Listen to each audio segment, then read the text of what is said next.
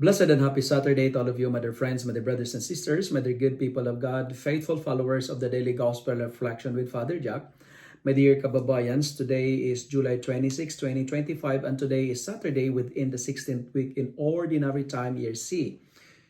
Today, we celebrate the feast day of the Saints Joachim and Anne, the grandparents of Jesus, and today's Gospel is from the beautiful and the wonderful account of the Gospel of Matthew, chapter 13, verses 16 to 17. There's a quiet moment that often happens in my life as a priest after the Mass. When people have gone, when the church is nearly empty, and silence returns like an old friend. Sometimes I sit in the pew and just look at the altar. No thunder, no voice from heaven, just bread broken and wine poured. But there, in that stillness, in that quietness, I realize I've seen what prophets long to see. The prophets Isaiah, Jeremiah, and Ezekiel, if you read the Bible, they spoke of a Messiah with trembling lips. Their visions incomplete, their hopes pointed towards a promise they would never fully behold in their lifetime. They long for that day when God would dwell among His people, when mercy would be embodied and justice would wear like a human face. And here I am as a priest. Here we are on the other side of the promise. We see what they imagine. We receive what they only foretold. In every Eucharist, every gospel reading or gospel proclamation, every act of forgiveness, every sign of grace, we witness what the righteous longed for, not just stories, but fulfillment, not shadows, but the face of Christ. And yet, how easy it is to forget, to grow numb to the sacred, to let routine blind our eyes and noise dull our hearing. That's why Jesus' words both blessing and invitation.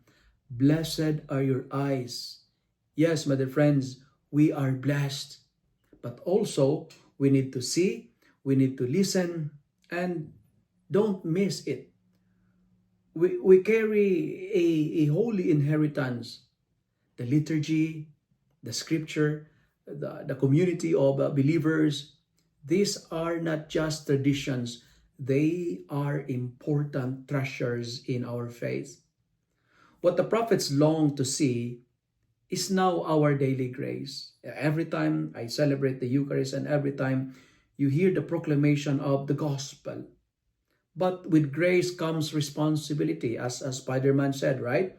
If our eyes have been opened, then we must live differently. We must bring Christ into the world that still gropes in darkness. We must echo the voice of Jesus in a world deafened by fear, deafened by despair.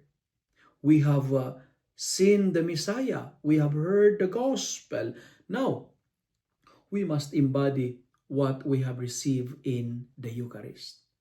When I said we have seen the Messiah, we receive Him every time we receive the Eucharist. And it's our turn to proclaim Him, to be a witness. So, next time you kneel in prayer, or read the gospel, or simply open your eyes to the wonder of God around you, make a little pause. And remember, you are living the fulfillment of ancient hopes. The prophets, the eyes of the prophets that would like to see. My dear friends, let me end my reflection by saying, you are walking in the light that prophets once dreamed of. And you know what? This is a privilege. What a mystery and what a call.